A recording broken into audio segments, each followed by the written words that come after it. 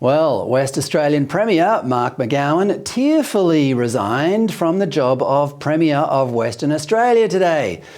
McGowan will be remembered as one of the worst premiers in Australian history, leaving behind a legacy that will only be surpassed when Victorian Premier Dan Andrews also pulls up stumps after having burdened his state with debt, energy dependence, social division and economic paralysis. But anyone who visited Western Australia during the height of the COVID years, 2020 and 21, will have seen authoritarianism that was until then more closely associated with the Soviet Union and North Korea.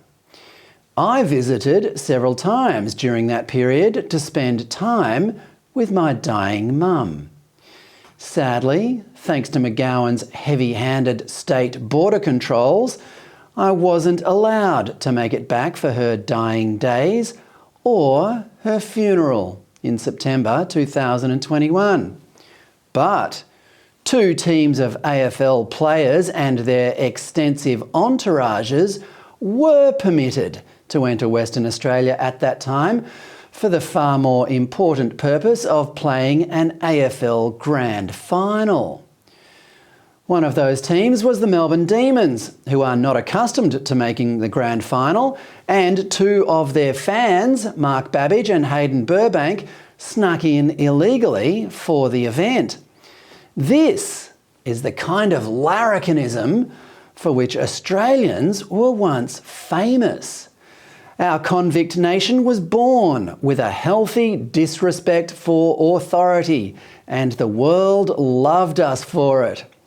But that changed during COVID, thanks in no small part to politicians like Mark McGowan. When it became apparent that the state had been invaded by a couple of exuberant footy fans, McGowan made sure they paid the price.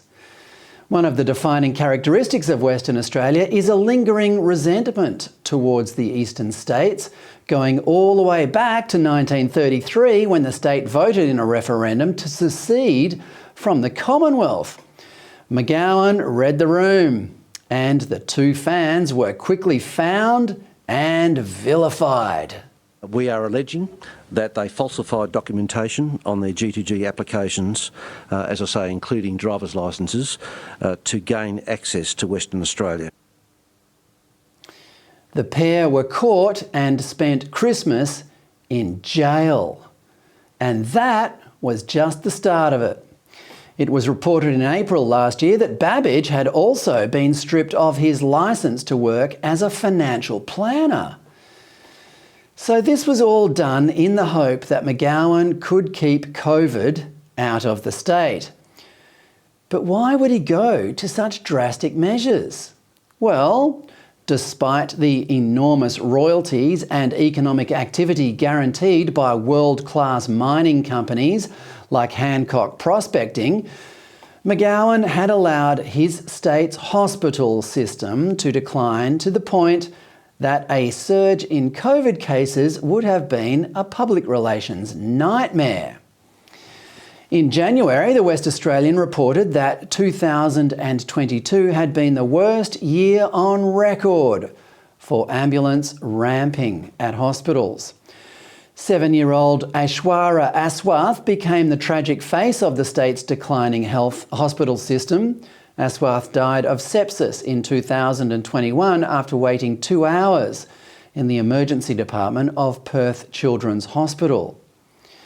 It was found in February this year that there was a, quote, small possibility that she would have survived if a, quote, cascade of missed opportunities had not occurred.